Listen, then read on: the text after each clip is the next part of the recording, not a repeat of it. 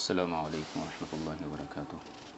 وعلیکم السلام۔ جامعہ انواریہ حیدرآباد، باب العلم انواریہ ایجوکیشن سوسائٹی حیدرآباد کے زیر اہتمام تفسیر مدارک یعنی تفسیر نصفی کی ریکارڈنگ جاری ہے۔ اعوذ باللہ من الشیطان الرجیم، بسم اللہ الرحمن الرحیم۔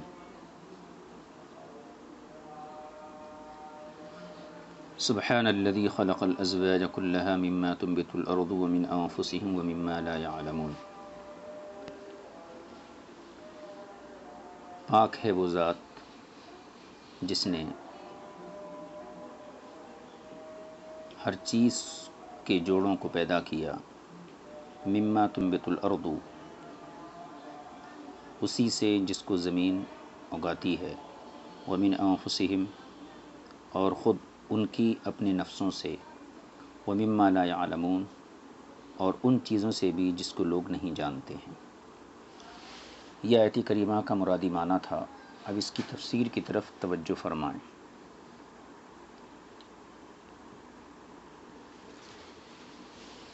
سبحان الذی خلق الازواج، ازواج زوج کی جمع ہے، جیسے صنف کی جمع اصناف آتی ہے۔ ایک قسم کو صنف بولتے ہیں اور بہت سی اقسام جمع ہو جائیں تو اس کو اصناف بولتے ہیں۔ یعنی بیویوں کی جمع کو ازواج بولیں گے نا؟ زوج دراصل جوڑے کو بولتے ہیں۔ جی۔ اب یہ جوڑا چاہے انسانوں میں ہو، حیوانات میں ہو، یا غیر ذوی العقول غیر ذی روح میں ہو، سب میں اللہ تعالیٰ جوڑے پیدا کیا ہے۔ تو اصل اس کا معنی ہے جوڑا۔ اسی سے عدد بولتے ہیں نا، طاق اور جفت۔ تو زوج بولتے ہیں ایسے عدد کو جو برابر برابر تقسیم ہو جائیں، جیسے 4 ہے، یہ زوج بولیں گے اس کو، 3 کو زوج نہیں بولیں گے۔ تو زوج کی جمع ازواج، تو یہاں مراد یہ ہے کہ پاک ہے وہ ذات جس نے ہر چیز کے جوڑے پیدا فرمائے، مما تنبت الارض، اور انہی میں سے یہ چیز بھی ہے کہ اللہ تعالیٰ جو ہے کھجور کو، درخت کو، کھیتی کو اور پھلوں کو بھی اللہ تعالیٰ پیدا فرمایا، من النخیل والشجر والثمر والزرع والثمر ومن انفسہم، اور ان کی اپنی ذاتوں سے بھی اللہ جوڑے پیدا فرمایا۔ ان سے مراد انسان، الاولاد ذکورا و اناثا، جو اولاد ہوتی ہے بعض مذکر ہوتی ہے بعض مؤنث ہوتے ہیں، بعض بچے بعض بچیاں ہوتے ہیں۔ ومما لا يعلمون، اور ایسی مخلوق سے بھی اللہ تعالیٰ جوڑے پیدا فرمایا جس کو لوگ نہیں جانتے ہیں۔ اس سے یہ پتہ چلا کہ انسان کی معلومات ابھی محدود ہیں، اور اللہ تبارک و تعالیٰ کی جو تخلیق ہے، جو اللہ کی کائنات ہے، ابھی بہت وسیع ہے۔ صبح قیامت تک انسان اپنی عقل کی پرواز کے ذریعے پرواز کریں گا، عقل کے سہارے، لیکن اللہ وحدہ لا شریک کی مکمل کائنات تک وہ نہیں پہنچ سکتا ہے۔ وَمِمَّا لَا يَعْلَمُونَ، اور ان چیزوں سے بھی جوڑے پیدا کیے جو وہ لوگ نہیں جانتے ہیں۔ وَمِنْ أَزْوَاجٍ لَهُمْ وَمِنْ أَزْوَاجٍ، اور ایسی چیزوں کے بھی جوڑے پیدا فرمائے، لَمْ يُطْلِعْهُمُ اللَّهُ عَلَيْهَا، جس پر اللہ تعالیٰ لوگوں کو اطلاع نہیں دیا اور باخبر نہیں کیا۔ وَلَا تَوَصَّلُوا إِلَى مَعْرِفَتِهَا، اور لوگوں کو ان مخلوقات کی پہچان کے لیے اور اس کی معرفت کے لیے کوئی راستہ نہیں ہے۔ فِي الْأَوْدِيَةِ وَالْبِحَارِ أَشْيَاءٌ لَا يَعْلَمُهَا النَّاسُ، وادیوں میں، دریاؤں میں، سمندروں میں بہت سی ایسی چیزیں ہیں جن کو لوگ نہیں جانتے ہیں۔ یہ بھی گویا کہ اللہ وحدہ لا شریک کی قدرت کا ایک نمونہ ہے اور اس کی ایک واضح دلیل ہے کہ کائنات ترقی کرتے کرتے یہاں تک پہنچ گئی کہ وہ چاند سورج کی شعاؤں کو گرفتار کرنے کے قابل ہوئی، فضاؤں کو مسخر کری، لیکن آج بھی ایسے بے شمار اشیاء ہیں جن کی حقیقت تک انسان کی عقل نہیں پہنچ سکی ہے، اور یہ اللہ وحدہ لا شریک کی قدرت کی بہت بڑی نشانی ہے۔ آگے دیکھیے، یہ آیت ہو گئی۔ وَآیَةٌ لَهُمُ اللَّيْلُ نَسْلَخُ مِنْهُ النَّهَارَ،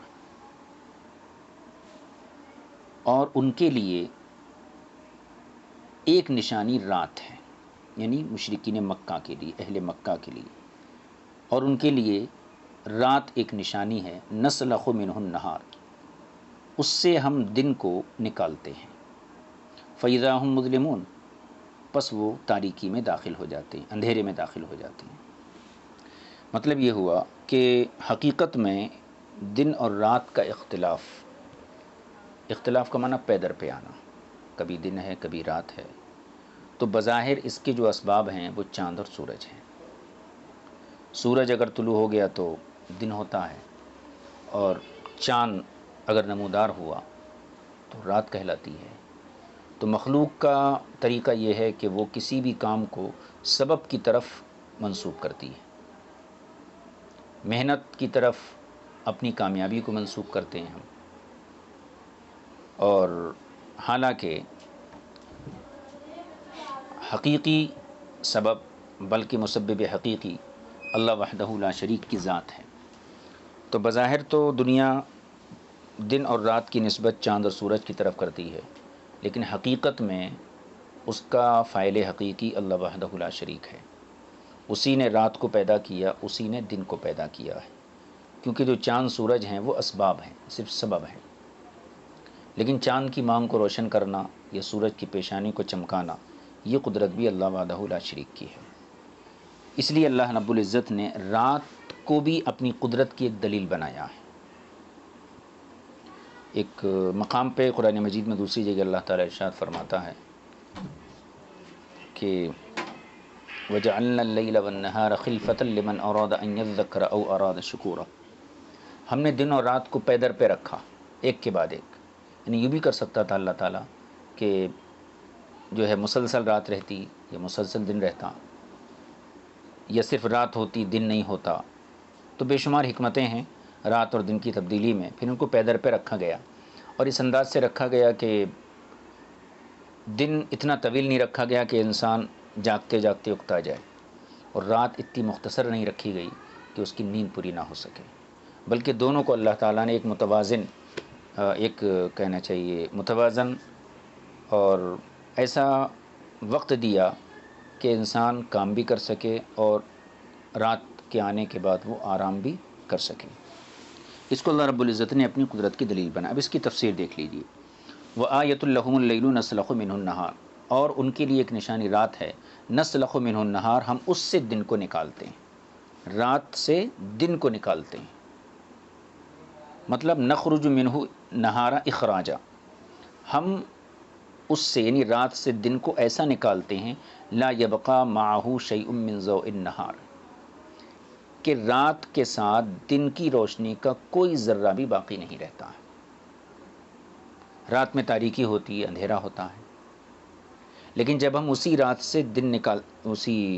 دن سے رات نکالتے ہیں، تو جب رات آتی ہے تو دن کے اندر روشنی ہوتی ہے، رات میں تاریکی ہوتی ہے، تو دن سے جب رات نکالیں گے تو دن کا کوئی بھی ذرہ، کوئی بھی روشنی کا کوئی بھی حصہ رات کے اندر شامل نہیں ہوتا ہے۔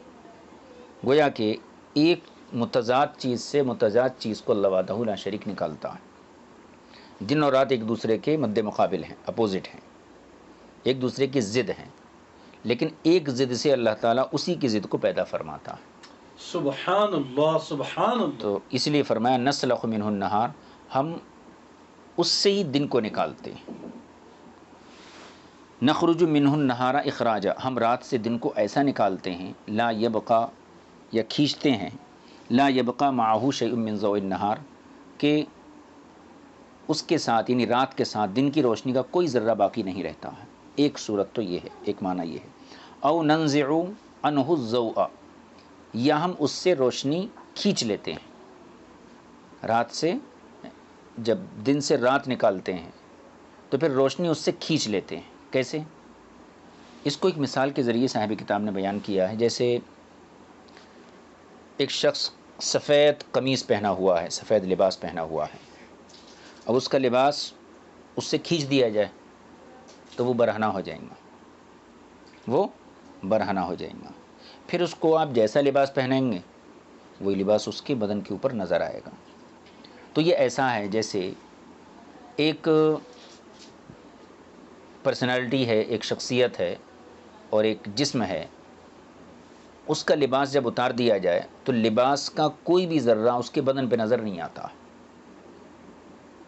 اور جب دن اور رات میں جب ایک کو دوسرے سے کھینچا جاتا ہے، جیسے دن سے جب رات کو اللہ تعالیٰ کھینچتا ہے تو یہ ایسا ہی ہے جیسے بدن سے قمیص یا لباس اتارا جاتا ہے. اور بدن سے مراد یہاں لیجئے زنجی شخص کو، یعنی جو حبشی لوگ ہوتے ہیں، جو سر کے بال سے لے کے پیر کے ناخن تک سیاہ رات کی طرح کالے اور تاریک ہوتے ہیں. تو جب اللہ تعالیٰ دن سے رات کو نکالتا ہے تو یہ ایسا ہے گویا کہ کسی حبشی کی قمیص جو سفید تھی اس کو نکال دیا گیا، اب وہ بالکل کالا مجسمہ نظر آئے گا، کپڑے کی سفیدی کا کوئی ذرہ اس کے بدن پہ نظر نہیں آئے گا. اسی طریقے سے جب دن سے اللہ رات کو کھینچتا ہے تو گویا کہ ایک لباس ہے جو زمانے کے اوپر اللہ نے ڈال دیا تھا، وہ لباس سفید تھا دن میں، جب رات آتی ہے تو گویا کہ اللہ تعالیٰ اس کو زمانے کو بے لباس کر دیتا ہے اور وہ زمانہ تاریک ہوتا ہے اور اسی کو رات کہتے ہیں. اس کو مصنف نے بیان کیا، فرماتے ہیں کہ او ننزع عنہ الضوء، یا ہم رات سے روشنی کو کھینچ لیتے ہیں. کیسے؟ نزع القمیص الابیض فیعری نفس الزمان، جیسے کہ سفید قمیص کو نکال دیا جاتا ہے، کھینچ لیا جاتا ہے تو زمانہ جو ہے یہ برہنہ ہو جاتا ہے. کشخص زنجی اسود، جیسے کہ کسی حبشی شخص سے قمیص کو، سفید قمیص کو نکال دیا جائے تو وہ کیسا سیاہ نظر آتا ہے. ایسی ہی دن سے جب رات کو اللہ کھینچتا ہے تو رات بالکل سیاہ ہو جاتی ہے. لِأَنَّ أَصْلَ مَا بَيْنَ السَّمَاءِ وَالْأَرْضِ مِنَ الْهَوَاءِ الظُّلْمَةُ، کیونکہ لِأَنَّ أَصْلَ مَا بَيْنَ السَّمَاءِ وَالْأَرْضِ، کیونکہ زمین اور آسمان کے درمیان جو فضا ہے، جو اسپیس ہے، زمین اور آسمان کے درمیان جو فضا ہے یہ تاریک ہے، یہ تاریک ہے. فَاقْتَسَى بَعْضُهُ ضَوْءَ الشَّمْسِ، تو اس فضا کا کچھ حصہ روشنی کے لباس کو پہن لیتا ہے، یعنی سورج کی روشنی کے لباس کو پہن لیتا ہے. یہ ایسا ہے جیسے کہ ایک تاریک گھر ہے، کبیت مظلم، جیسے ایک تاریک گھر ہے، اندھیرا گھر ہے. اسرج فی، اس میں ایک چراغ روشن کر دیجیے. فاذا، تو چراغ روشن کرتے ہی وہ گھر چمک جائے گا. اسی طریقے سے زمین سے آسمان تک جو فضا ہے، اسپیس ہے، یہ تاریک ہے اصل میں. جب دن اللہ لانا چاہتا ہے تو اس کے کسی ایک حصے کو سورج کی روشنی سے منور کر دیتا ہے. تو یہ منور کرنا ایسا ہے جیسے کوئی ایک گھر ہے روشن کر دیتا ہے. جیسے کوئی ایک گھر ہے جو تاریک ہے، اس کمرے میں یا اس گھر میں آپ ایک چراغ روشن کر دیجئے تو پورے گھر میں روشنی آ گئی، لیکن باقی جو کمرے ہیں گھر کے وہ یوں ہی تاریک رہتے ہیں. اسی طریقے سے سورج بیک وقت پوری کائنات کو روشن نہیں کرتا ہے، بلکہ فضا، اسپیس کے اور فضا کے جس حصے پہ اللہ سورج کی روشنی کا لباس ڈالتا ہے وہی حصہ جو ہے روشن ہوتا ہے اور وہیں پر دن ہوتا ہے. سبحان اللہ، سبحان اللہ. تو یہ ایسا ہی ہے جیسے ایک گھر میں جو تاریک تھا اس میں جو ہے آپ چراغ روشن کر دی، فَإِذَا غَابَ السِّرَاجُ، لیکن جب چراغ بجھ گیا یا چراغ غائب ہو گیا، اظلمہ، تو وہ گھر پھر تاریک ہو جاتا ہے. اسی طریقے سے فضا کے اندر جس حصے کو سورج کا لباس پہنایا گیا وہ روشن ہو گیا. جب سورج وہاں سے چلا گیا اللہ تعالیٰ اس کی روشنی ختم کر دیا اور وہاں تاریکی جو اصل تھی پہلے سے، کیونکہ فضا کی اصل تاریک ہے، وہی تاریکی پہ باقی ہو جاتا ہے. فَإِذَا هُمْ مُظْلِمُونَ، پس وہ اندھیروں میں داخل ہو جاتے ہیں. اوپر سے اس کا ترجمہ کر لیجیے. وَآیَةٌ لَهُمُ اللَّيْلُ نَسْلَخُ مِنْهُ النَّهَارَ، اور ان کے لیے یعنی اہل مکہ کے لیے ایک نشانی رات ہے. نَسْلَخُ مِنْهُ النَّهَارَ، ہم اس سے دن کو نکالتے ہیں. فَإِذَا هُمْ مُظْلِمُونَ، تو جب رات آتی ہے فَإِذَا هُمْ مُظْلِمُونَ تو وہ لوگ تاریکی میں داخل ہو جاتے ہیں. اے داخلون فی الظلام، وہ لوگ تاریکی میں داخل ہو جاتے ہیں. یہ ایک نشانی مکمل ہو گئی. اب اس کے بعد کی آیت کو لیجیے. وَالشَّمْسُ تَجْرِي لِمُسْتَقَرٍّ لَهَا، اور سورج چلتا ہے لِمُسْتَقَرٍّ لَهَا، اپنی مقررہ منزل کی طرف، اپنی مقررہ منزل کی طرف، یعنی جو منزل اللہ تعالیٰ اس کے چلنے کے لیے مقرر کیا ہے، متعین کیا ہے، اسی منزل کی طرف سورج چلتا ہے.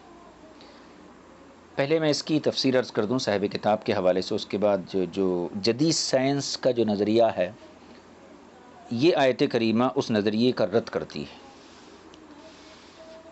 والشمس تجری، اور سورج چلتا ہے۔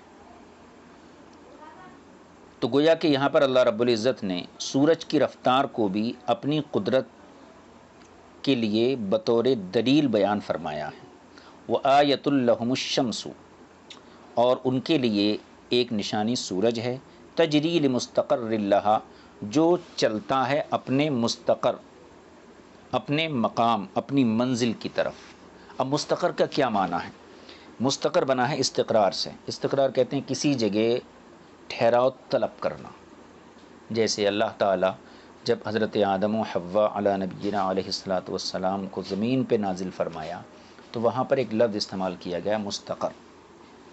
وَلَكُمْ فِي الْأَرْضِ مُسْتَقَرٌّ وَمَتَاعٌ إِلَىٰ حِينٍ، یعنی تمہارے لیے زمین میں ہی ٹھہرنا ہے اور وہیں کی نعمتوں کو برتنا ہے۔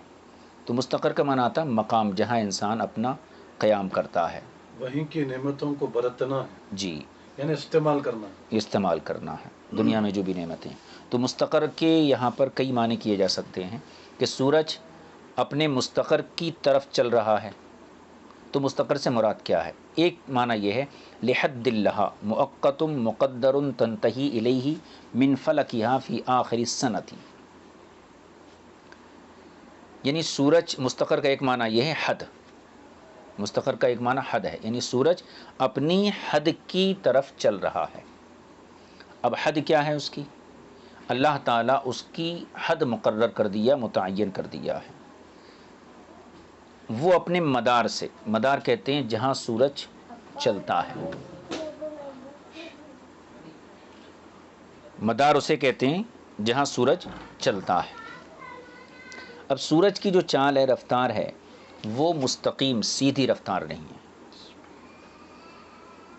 اس کی جو چلنے کا جو طریقہ ہے یہ اسٹریٹ سیدھا نہیں ہے، بلکہ وہ جو ہے دور کے حساب سے، گھومنے کے حساب سے، جیسے پانی جو ہے کہنا چاہیے سائیکل کا پہیہ ہے۔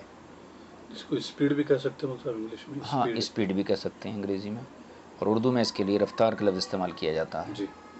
تو سورج کی جو رفتار ہے، جو چال ہے، یہ دورانی ہے، جیسے سائیکل کا پہیہ گھومتا ہے ایسی ہے۔ ایک پوزیٹیو چال ہے، ایک نیگیٹو چال بھی ہے، اور اس کو انشاءاللہ آئندہ اس کے بعد کی آیت میں اس کو عرض کیا جائے گا۔ ابھی یہاں اتنا بتانا ہے کہ سورج کی جو چال ہے وہ مستدیر ہے، گول چال ہے۔ تو جو چیز مستدیر گھومتی ہے تو اس کے لیے ایک مرکز ہوتا ہے، جیسے پہیہ ہے، پہیہ سائیکل کے جب گھومتا ہے تو اس کو بیچ میں ایک شیخ رہتی ہے لوہے کی، اس کے اوپر پہیہ گھومتا ہے، تو وہ شیخ جو ہے وہ پہیے کے لیے مدار ہے۔ اسی طریقے سے اللہ رب العزت نے سورج کے لیے ایک مدار مقرر کیا ہے، اس مدار پہ سورج گھومتا ہے۔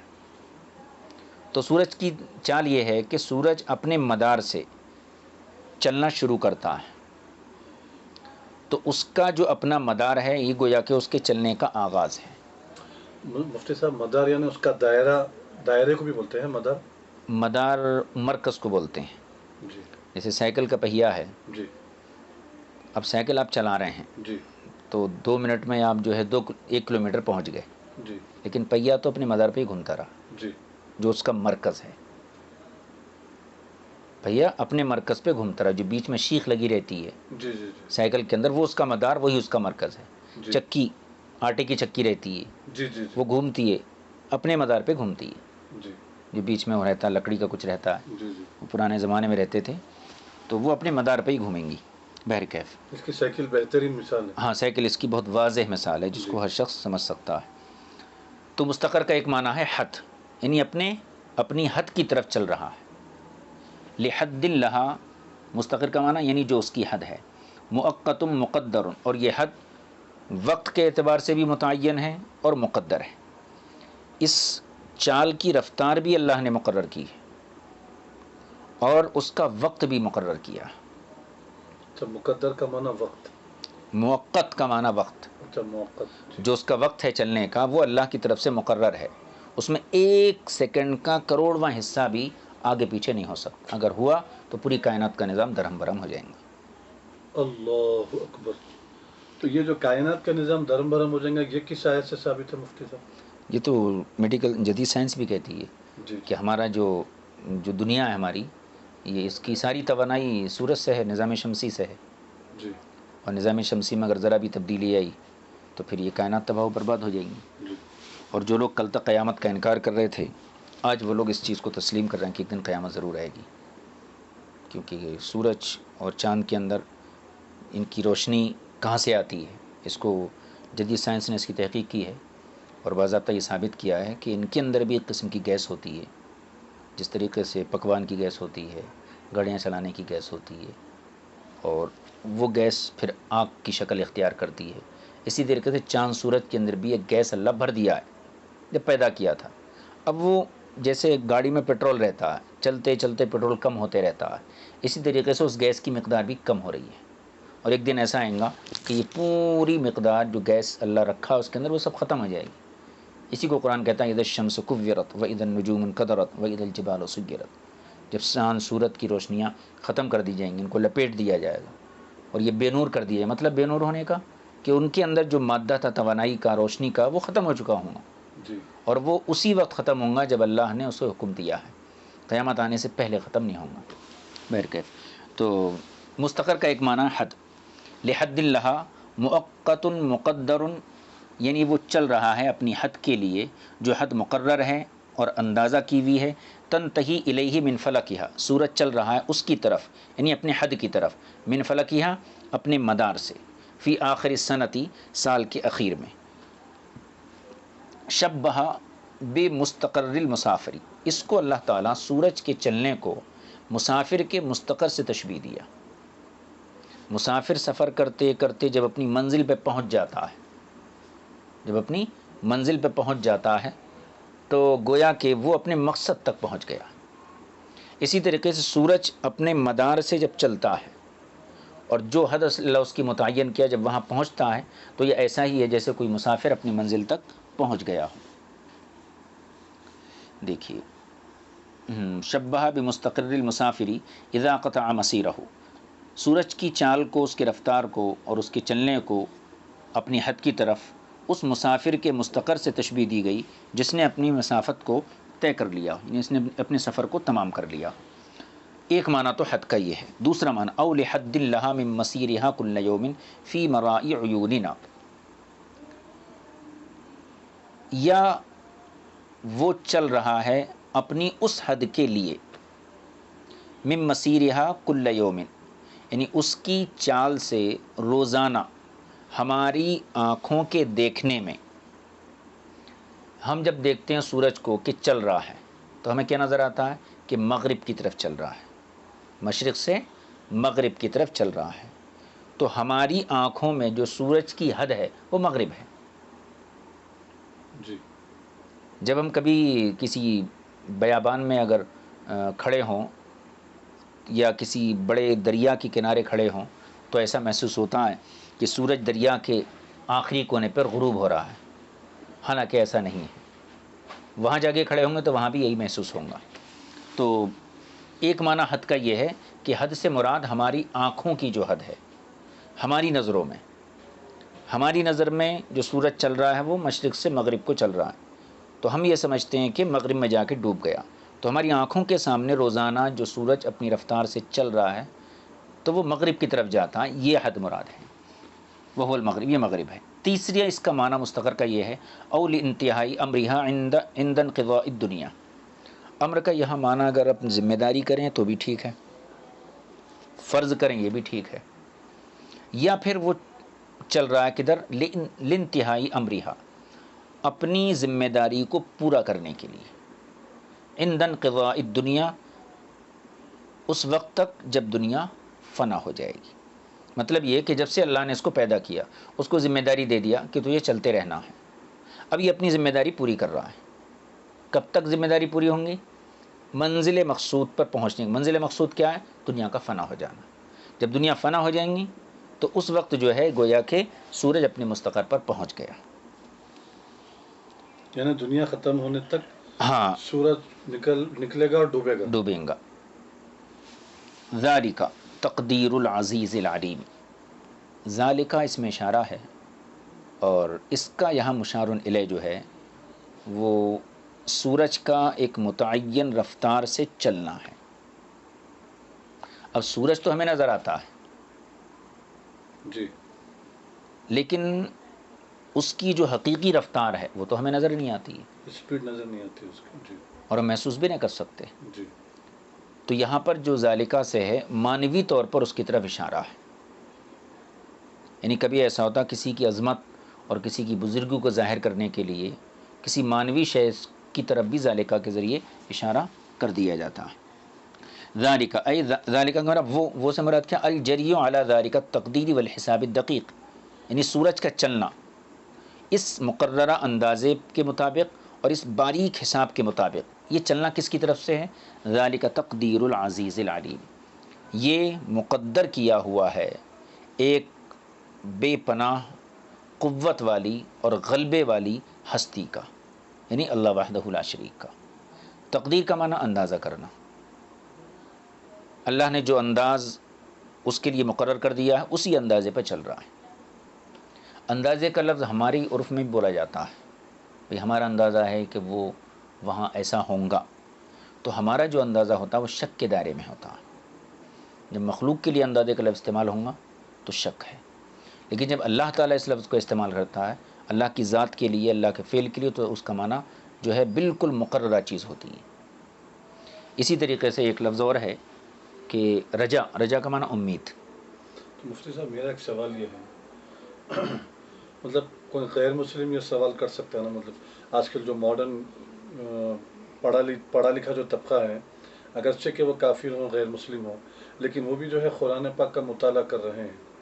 تو جب جیسا کہ ابھی آپ یہ آیت مبارکہ فرمائیں کہ یہ آیت سے جو ہے یہاں مخلوق کے لیے ایک مطلب ایک اندازہ جو ہے بھائی شاید ہو سکتا ہے یا نہیں ہو سکتا، لیکن جب اللہ کے لیے یہ لفظ کو لائیں گا تو شک کا نہیں، یقین کا معنی اس میں رہیں گا بلکہ بولیں. تو جب ابھی جیسا آپ جو فرمائے معنی، اگر وہ جب وہی معنی اس کا مراد یہاں لیا جاتا ہے اور وہی ہے، تو ویسے ہی قرآن مجید کی آیت ہونا چاہیے تھا. تقدیر سے بنا ہے. مطلب میں سوال نہیں کر سک رہا ہوں جیسا کرنا چاہیے. اصل تقدیر کا معنی تو وہی ہے، مقرر کیا ہوا. جی اور تقدیر کا جب اپن ترجمہ اپنی زبان میں کرتے ہیں جی تو اندازہ کیا ہوا کرتے ہیں. اندازہ. جی جی جی تو یہ ہماری زبان کی تنگی ہے کہ اس مفہوم کو ہم ادا نہیں کر پا رہے ہیں. جی ایک اور اس کی مثال دے دوں میں، لفظ اللہ، اس میں جلالت. جی اللہ وحدہ لا شریک کے لیے دوسرے بھی الفاظ ہیں، جیسے خدا کا لفظ ہے، فارسی زبان کا لفظ ہے. لیکن جو اس میں جلالت اللہ کی خوبی ہے، جی اس کا جو دبدبا ہے، وہ کسی اور لفظ کے ذریعے ادا نہیں ہو سکتا. اس کو اور واضح کر لیجیے. ماں جب اپنے بیٹے کو بیٹا بولتی ہے اور وہی لفظ ایک غیر آدمی اس بچے کو بولتا ہے بیٹا، دونوں نے ایک ہی لفظ بولا لیکن دونوں کے الفاظ کی تاثیر بالکل مختلف ہوتی ہے. ماں جب اپنے بیٹے کو بیٹا بولتی ہے تو اپنی زندگی کا پورا پیار اس کے اندر ڈال کے جب بولتی ہے. ہائے ہائے ہائے ہائے. جب غیر آدمی بولتا ہے تو اس میں وہ کوشش کرنے کے بعد بھی اس منزل تک نہیں پہنچ سکتا. ہائے ہائے ہائے، کیا مثال ہے، واہ واہ. تو اسی طریقے سے لفظ اللہ کا ترجمہ دنیا کی کسی زبان میں 100% صحیح نہیں ہو سکتا. خدا جب ہم بولتے ہیں تو اللہ کی صرف ایک صفت کی طرف اشارہ ہوا جو خود بخود ہے. بس یہ پتہ چلا کہ اس کو کسی نے پیدا نہیں کیا، لیکن یہ معلوم نہیں ہوتا کہ اس نے سب کو پیدا کیا ہے نہیں کیا. لفظ اللہ کی جو خوبی اسی طریقے سے تو ہماری اردو کے اندر گویا کہ یا فارسی کے اندر وہ وسعت اور وہ کشادگی نہیں ہے کہ جو لفظ اللہ کا مرادف تلاش کر سکے. اسی طریقے تقدیر کا جو لفظ ہے یہ عربی زبان کا لفظ ہے، مرادف. اس کا ہم معنی، جی اس کی مفہوم کی وضاحت پوری طور پہ نہیں کر سکتے. جی اسی طریقے سے یہ تقدیر کا معنی ہے، تقدیر کا لفظ ہے. تقدیر کا جو حقیقی معنی ہے اس کو ہم اپنی زبان میں مکمل طور پر ایک لفظ کے ذریعے ادا نہیں کر سکتے، اور یہ عربی زبان کا اختصار اور اس کی خوبی ہے. عربی زبان میں الفاظ کم ہوتے ہیں، معنی بہت زیادہ ہوتے ہیں. پھر عربی سے بلند ہو کے آپ قرآن کی عربی کو جب دیکھیں گے تو یہ اعجاز اور یہ اختصار اور زیادہ ہو جاتا ہے. جیسے ایک مثال کے طور پر. ایک مثال کے طور پر جیسے لا الہ الا اشہد اللہ الہ الا اللہ، اشہد ایک، اللہ ان کو اگر ایک شمار کرتے ہیں تو ٹھیک ہے، ان حرف ہے، لا الہ الا اللہ، یہ 6 حروف ہیں، 6 کلمے بنتے ہیں الگ الگ اگر جوڑے تو۔ اب اس کا جب ہم اردو میں ترجمہ کریں گے تو 6 کلموں کے اندر اس کا ترجمہ نہیں کر سکتے۔ اشہدو کتنے کلمے ہیں؟ ایک۔ اب اس کا معنی کرتا ہوں، میں گواہی دیتا ہوں، میں گواہی دیتا ہوں، تو ایک کلمے کی وضاحت کے لیے ہمیں اپنی زبان میں 3 کلمے لانا پڑے۔ اشہدو ایک کلمہ ہے صرف، جب اردو میں اس کا ترجمہ کریں گے تو مطلب کیا ہے؟ میں گواہی دیتا ہوں۔ یہ عربی زبان کی خصوصیت ہے، الفاظ کم ہوتے ہیں اور معنی زیادہ ہوتے ہیں، کیونکہ دنیا کی کسی اور زبان میں یہ قوت نہیں ہے، یہ وسعت نہیں ہے جو عربی کے اندر ہے۔ یہ کمپلیٹ مکمل زبان ہے۔ بہرکیف یہ بات تو دوسری نکل گئی، اور مرض یہاں پہ تفسیر کے حوالے سے عرض کر رہا تھا کہ ذالک تقدیر العزیز العلیم، یہ جو سورج کی رفتار، یہ چال جو ہے، یہ زبردست قوت والے اور حکمت والے پروردگار کا مقرر کیا ہوا اندازہ ہے۔ تقدیر، ذالک تقدیر العزیز العلیم، الغالب بقدرتہ، یہ عزیز کا ترجمہ ہے، یعنی جو اپنی قدرت اور قوت سے ہر مقدور پر غالب ہے۔ العلیم، علیم کا معنی بکل معلوم، ہر چیز کا اس کے پاس علم ہے۔ یہ آیت کریمہ ہوگی، اس کا ترجمہ پھر سے کر لیجیے۔ والشمس تجری لمستقر لہا، اور سورج چلتا ہے اپنے مستقر کے لیے، اپنی منزل کی طرف۔ ذالک تقدیر العزیز العلیم، اور سورج کی یہ چال، یہ رفتار، یہ چلنا اپنی منزل مقصود کی طرف، یا اپنے مستقر کی طرف، یا اپنی حد کی طرف، یا فنائے دنیا کی طرف، یہ جو ہے زبردست قوت والے ایک شہنشاہ جو ہر چیز کا علم رکھتا ہے، یعنی اللہ وحدہ لا شریک کا مقرر کیا ہوا اندازہ ہے۔ تو گویا سورج کی رفتار یہ خود یہ بتاتی ہے کہ اس کا خالق و مالک ایک ہی ہے۔ اب یہاں پر میں ایک بات ضمنی طور پر عرض کر دوں کہ قرآن مجید میں اللہ رب العزت نے فرمایا کہ والشمس تجری لمستقر لہا، یہ سورہ یاسین میں ہے۔ اس کا مطلب سورج چل رہا ہے، وہ اپنی جگہ پہ ٹھہرا ہوا نہیں ہے۔ اور چاند کے بارے میں بھی آگے آیت آئیں گی، للشمس ينبغي لها ان تدرك القمر، سورج کے لیے ممکن ہی نہیں ہے کہ وہ چاند کو پکڑ سکے۔ مطلب سورج کی رفتار کم ہے، چاند کی رفتار زیادہ ہے۔ اور اس کو ہم اپنی دنیا میں اگر سمجھنا چاہیں تو انگریزی مہینوں اور عربی مہینوں کا اندازہ کر سکتے ہیں۔ عربی مہینے چاند کی رفتار کو دیکھ کر بنائے گئے، اور جو انگریزی مہینے ہیں یہ سورج کی حساب سے بنائے جاتے ہیں۔ اب چونکہ سورج کے حساب سے بنائے گئے ہیں تو کیا ہوتا ہے، بعض مہینے، ایک مہینہ جو ہے 29-28 دن کا ہوتا ہے، اور زیادہ تر مہینے 31 کے ہوتے ہیں یا 30 کے ہوتے ہیں۔ تو 30 کے ہیں یا 31 کے ہیں، اور ایک مہینہ 28 یا 29 کا ہے۔ ٹھیک ہے، اب عربی مہینوں پر نظر ڈالیے، عربی کوئی مہینہ 31 کا نہیں ہوتا ہے، یا تو 30 کا یا 29 کا۔ اس کا مطلب کیا ہوا، جتنی مسافت چاند 29 دن میں طے کرتا ہے یا 30 دن میں طے کرتا ہے، سورج وہی مسافت 31 دن میں طے کر پاتا ہے۔ تو سورج کی رفتار چونکہ چاند سے کم ہے، اس لیے انگریزی مہینہ جو ہے دیر میں ختم ہوتا ہے، اور چاند کی رفتار زیادہ ہے، اس لیے جو قمری مہینے ہیں جن کو ہم عربی مہینے کہتے ہیں یا اسلامی مہینے کہتے ہیں، ان چاند کی رفتار چاند کی رفتار زیادہ ہے، اس لیے وہ مہینے 29 کے ہوں گے یا 30 کے ہوں گے۔ لیکن قرآن مجید کی روح سے ان کا جو مدار ہے وہ 28 دن کا ہوتا ہے، 28 دن تک چلتے رہتا ہے۔ 28 منزلیں ہیں، دن نہیں بولنا اس کو، 28 منزلیں ہیں۔ ایک منزل میں آتا تو ایک رات ہوتی ہے، دوسری منزل میں آیا دوسری رات ہو گئی، لیکن اخیر میں 28 کے بعد جو ہے کبھی وہ ایک رات چھپتا ہے، کبھی 2 رات چھپتا ہے۔ اگر ایک رات چھپا تو ایسی صورت میں جو ہے 29 کا چاند ہوتا ہے، اور 2 رات چھپا تو پھر 30 کا چاند ہوتا ہے۔ تو ایک چیز تو یہ ہے کہ سورج کی رفتار یہ زیادہ کم ہے اور چاند کی رفتار یہ زیادہ ہے، اور آج کی سائنس نے اس چیز کو تسلیم کر لیا ہے، قبول کر لیا. جی ہاں، وہ بھی اس چیز کو مان رہے ہیں۔ دوسری چیز یہ کہ چاند اور سورج دونوں چیزیں چل رہی ہیں، یہ اپنی جگہ ٹھہری بھی نہیں ہے، لیکن آج کی سائنس یہ کہتی ہے کہ بھائی یہ زمین جو ہے یہ بھی گھومتی ہے اور یہ سورج کے ارد گرد جو ہے گردش کر رہی ہے۔ تو قرآن کی اور بھی کچھ آیتیں ہیں جس کو انشاءاللہ ہم بعد میں اس ضمن میں عرض کریں گے، چونکہ یہ کفر و ایمان کا مسئلہ نہیں ہے، اور بعض علماء نے، ہمارے محققین نے ان جو ہے گوشوں کی طرف توجہ کی اور باضابطہ اس مضمون پر جو قرآن و حدیث اور عقل کی توانائی کے ساتھ اس کا رد کیا ہے، اور یہ ثابت کیا ہے کہ جو ہے کل فی فلک یسبحون، آسمان میں جو کچھ ہے وہ تیر رہا ہے، وہ چل رہا ہے، لیکن زمین اپنی جگہ ساکن ہے۔ اس کو میں بعد میں انشاءاللہ عرض کرتا ہوں، ابھی ایک آیت خالی اس ضمن میں عرض کرتا ہوں۔ افلا ينظرون الى الابل كيف خلقت والى السماء كيف رفعت والى الجبال كيف نصبت والى الارض كيف سطحت۔ قرآن فرماتا ہے زمین کو کیوں نہیں دیکھتے، کیسے اللہ نے اس کو مسطح بچھا دیا ہے، تو بچھانے کا لفظ آیا، اور ایک دوسرے مقام پہ ان اللہ کہ لا تزول چاند اور سورج کے کیا بولتے ہیں، چاند اور سورج کے لیے اللہ رب العزت نے قرآن مجید میں یہ ارشاد فرمایا ان تزولا، کہ اللہ تعالیٰ روک دیا، ان اللہ امسکہما، اللہ ان دونوں کو روک دیا ہے کہ وہ اپنی جگہ سے ہل سکے، نہ زمین ہلتی ہے نہ آسمان ہلتی ہے۔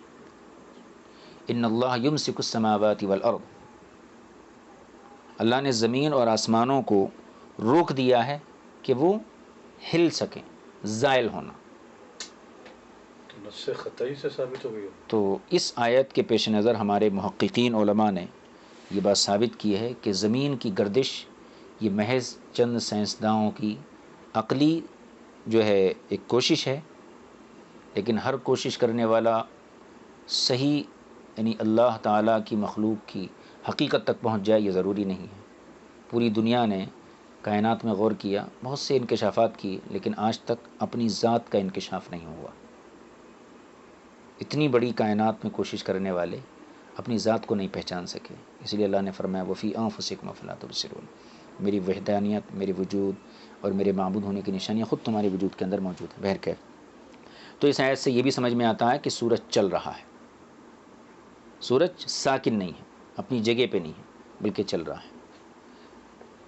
ہاں، اور آگے جو ہے اس کے بعد کہنا چاہیے چاند کے حوالے سے قرآن مجید ہماری وضاحت ہمارے لیے کچھ دلائل فراہم فرماتا ہے اسی سلسلے میں کہ جس طریقے سے جو ہے مردار زمین اللہ کی قدرت کی نشانی ہے، رات اللہ کی قدرت کی نشانی ہے، اور سورج کی رفتار اللہ کی کبریائی اور اس کی قدرت کی نشانی ہے، اسی طریقے سے جو ہے چاند کی رفتار، اس کا چلنا، یہ بھی اللہ وحدہ لا شریک کی قدرت کی نشانی ہے۔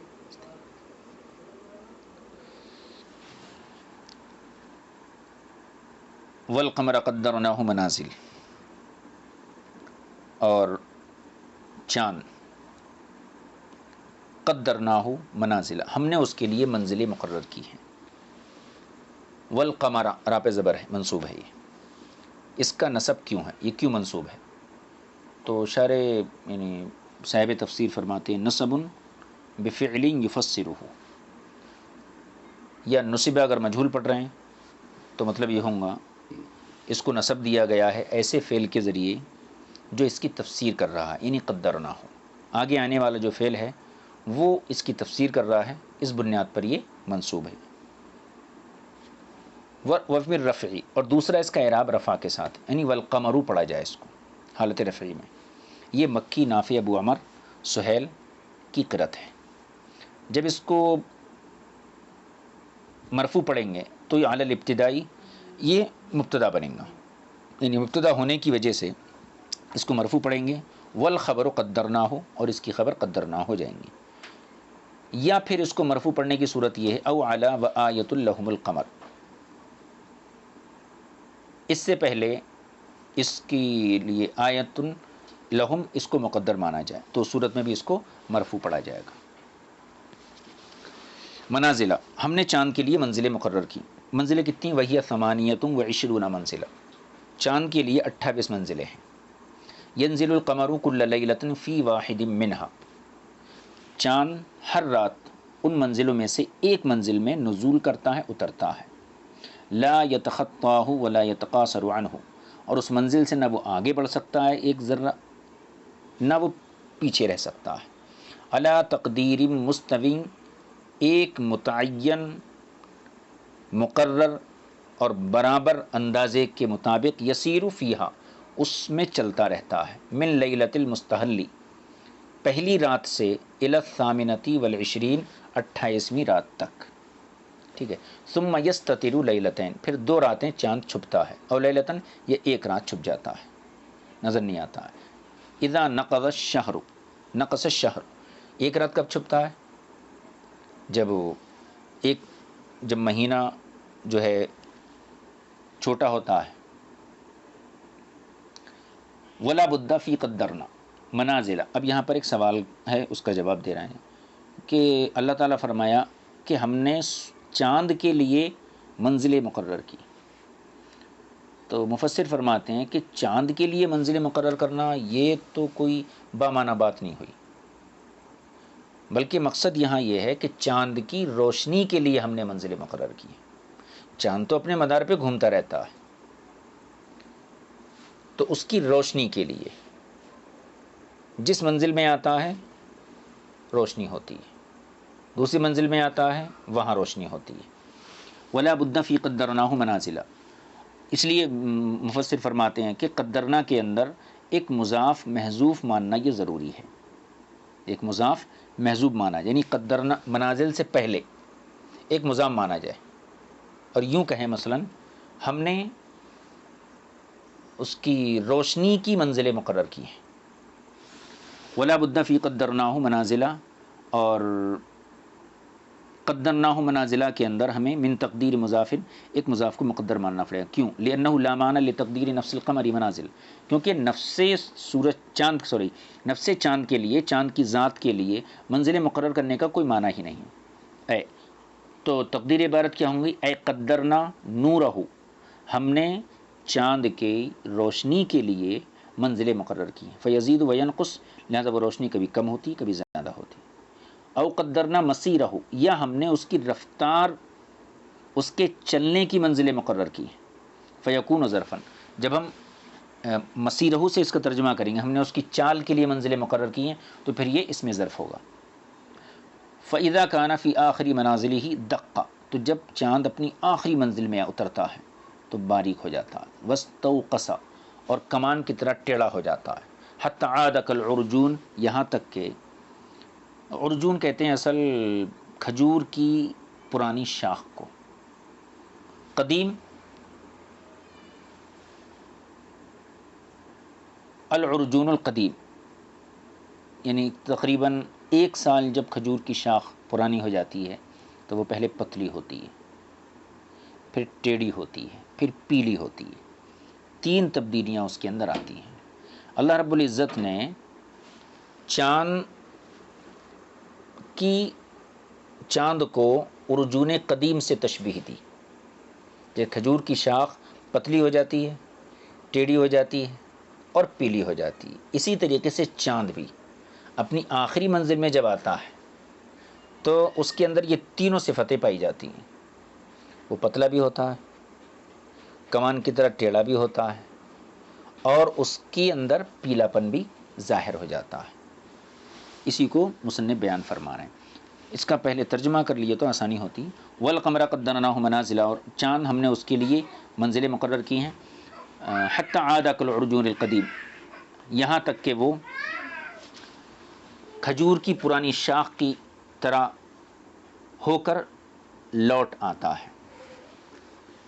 تو حتی عاد کالعرجون، یہاں دیکھیے ارجون کسے کہتے ہیں؟ ہوا عود الشمراخی، یہ جو ہے کھجور کی شاخ کو کہتے ہیں، اذا یبسا و اعوجا، جب یہ کھجور کی شاخ جو ہے سوکھ جائے اور ٹیڑھی ہو جائے کمان کی طرح، جب اس کو ارجون کہتے ہیں۔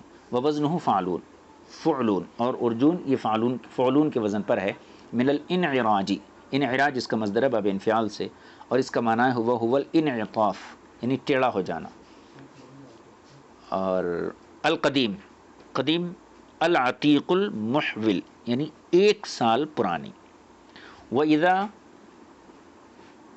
قدما، جب شاخ پرانی ہو جاتی ہے، دقہ تو وہ باریک ہوتی، ونحنا اور ٹیڑھی ہوتی، وصفرا اور پیلی ہوتی، فشبہ القمر بہ من ثلاثۃ اوجہ، پس چاند کو کھجور کی پرانی ٹیڑھی شاخ سے 3 جہتوں اور 3 وجہوں سے جو ہے تشبیہ دی گئی.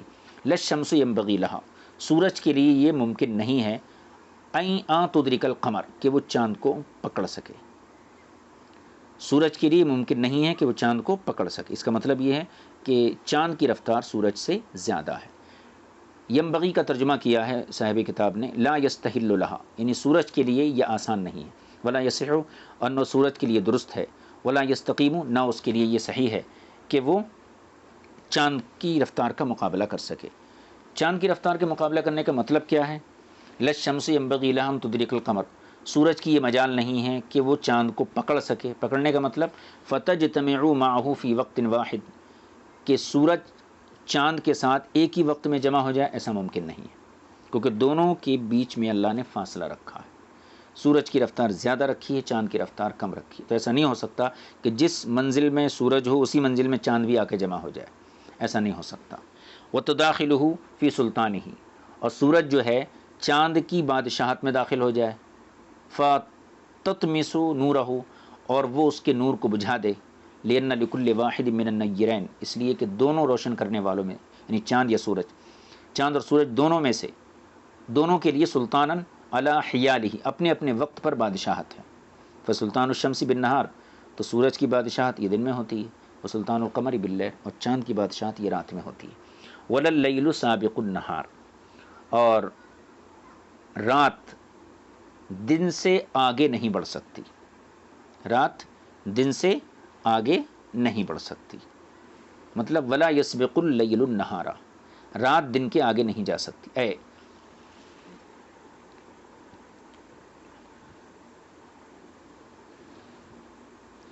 یعنی اس کا مطلب یہ ہے رات دن سے آگے نہیں جا سکتی. اے آیت اللیلی آیت النہاری وہما النیران، یعنی دن کی نشانی، رات کی نشانی، یہ 2 نشانیاں ہوں گئی، ایک رات کی نشانی ایک دن کی نشانی. وہما النیران، اور 2 روشن کرنے والے یعنی چاند اور سورج. ولا یزال حال الامر، مطلب رات دن سے آگے نہیں بڑھ سکتی. مطلب کیا ہے؟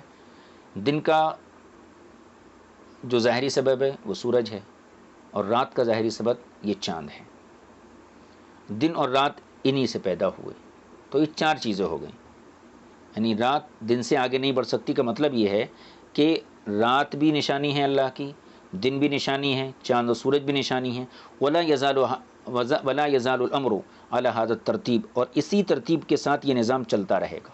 الی ان تقوم الساعہ، یہاں ان تقوم القیامہ، یہاں تک کہ قیامت قائم ہو جائے. وتطلع الشمس من مغربها فیجمع اللہ بین الشمس والقمر، اور جب قیامت قریب آئے گی تو اللہ تعالیٰ چاند اور سورج کو جمع کر دے گا. وتطلع الشمس من مغربها، اور مغرب سے پھر سورج طلوع ہوگا. وکل فی فلک یسبحون، اور فلک میں جو کچھ ہے وہ تیر رہا، یعنی جتنے بھی سیارے ہیں وہ سب تیر رہے ہیں، کوئی رکا ہوا نہیں ہے. یہاں سے میں نے شروع میں عرض کیا تھا کہ چاند اور سورج کی جو رفتار ہے وہ پازیٹیو بھی ہے نگیٹو بھی ہے، وہ اسی آیت سے ہمارے علماء نے ثابت کی ہے. فلک ایک لفظ ہے یہاں پہ، مطلب پازیٹیو نگیٹو کا مطلب ایجابی اور سلبی، سیدھی چال الٹی چال، جی یہ ہمیں سائنس نے بتایا، جی لیکن قرآن نے یہ بہت پہلے بتا دیا تھا. یہ فلک کے لفظ سے غالباً امام رازی نے استدلال کیا ہے. اللہ فرمایا کل و کلوں فی فلک یسبحون، فلک میں جو کچھ ہے وہ تیر رہا ہے، چل رہا ہے. تو اس کو آپ الٹا پڑھیے، جب بھی یہی پڑھا جائے گا. کل فی فلک، یہ سیدھا ہے، اس کو الٹا کیجئے، جب بھی ایسا ہی بنتا ہے. جی کل فی فلک، اب فلک سے الٹا کریے، لام کاف لام، کل ہو گیا، اور فلک کا شروع کا فا ہو گیا. اور فی کا یا لے لیجئے، فی ہو گیا. تو اس طریقے سے کلن فی فلک، یہ پازیٹیو. اس کو جب الٹا پڑھیں گے جب بھی یہی بنتا ہے. اور یہ قرآن کا اعجاز ہے کہ ایک ہی جملے سے اللہ تعالیٰ نے سیدھی رفتار کو بھی بیان کیا اور الٹی رفتار کو بھی بیان فرمایا. سبحان اللہ سبحان وَكُلٌّ فِي فَلَكٍ يَسْبَحُونَ. کلن سے مراد کیا ہے؟ جتنی چیزیں فلک میں ہیں، چاند، ستارے، سیارے، جو کچھ ہیں، یہ سب چل رہے ہیں. کل کا لفظ جو ہے عربی زبان میں بغیر اضافت کے استعمال نہیں ہوتا ہے، اس کا کوئی نہ کوئی مضاف الیہ ضرور ہوتا. جیسے ایک قصیدہ بردہ شریف میں ہے وَكُلُّهُم مِّن رَسُولِ اللَّهِ مُلْتَبِسُ. ہم یہ مضاف الیہ ہے اس کا، یعنی تمام نبی رسول جو ہیں ہر کمال و خوبی کے لیے حضور اکرم صلی اللہ علیہ وسلم کی بارگاہ کے منتظر رہتے ہیں اور انہی کی بارگاہ سے فیض حاصل کرتے ہیں. سبحان اللہ. لیکن یہاں پہ جو کل ہے وہ بغیر اضافت کے استعمال ہوا ہے. اس کے باوجود کلام کے اندر اتنا ہی حسن ہے اور اتنا ہی کمال ہے. تو صاحب کتاب فرماتے ہیں کہ کلن کے اوپر جو تنوین ہے، یہ تنوین جو ہے مضاف الیہ کے عوض لائی گئی ہے. جہاں مضاف الیہ آنے تھا، مضاف الیہ نہیں آنے آ کے تنوین کو مضاف الیہ کے قائم مقام کر دیا گیا. اور مطلب یہ وَكُلُّهُم، یعنی وہ سب جو فلک کے اندر ہیں، یہ سب تیر رہے ہیں. وہ کون کون ہیں؟ وَكُلُّهُم. التنوین فیہ عوض من المضاف الیہ. اور کلن کے اندر جو تنوین ہے یہ مضاف الیہ کے بدلے میں آئی ہے. اے وَكُلُّهُم، تقدیر عبارت یہ ہوں گی وہ سب. والضمیر للشموس والاقمار، اور اس میں جو ضمیر ہوگی کلہم میں ہم ضمیر، یہ چاند اور سورج کے لیے رہے گی. فی فلکن، یعنی فلک میں. یسبحون، وہ سب تیر رہے ہیں، یعنی یسیرون، وہ سب چل رہے ہیں. یہ بات مکمل ہو گئی. اب آگے جو ہے انشاءاللہ جو اور نشانی ہے، جیسے کشتی ہے جو دریا کے اندر چلتی ہے، یا پھر کشتی سے مراد جو آباء و اجداد انسانوں کے حضرت نوح کی کشتی میں سوار ہوئے، یا پھر جو اولاد اپنے ماں باپ کی پشت میں ہوتی ہے. اور اس قسم کی ظاہری اور باطنی جو بھی کشتیاں ہیں ان کو بھی اللہ تعالیٰ نے اپنی قدرت کی دلیل بنایا ہے. اس کو آئندہ انشاءاللہ آیت میں کون سی آیت نمبر جو ہے اس کو آپ کی خدمت میں پیش کیا جائے گا. 41ویں آیت ہے غالباً یہ. وآیۃ لہم انا حملنا ذریتہم فی الفلک المشحون. اس کے تحت جو ہے یہ تمام باتیں انشاءاللہ آئیں گی. السلام علیکم ورحمۃ اللہ.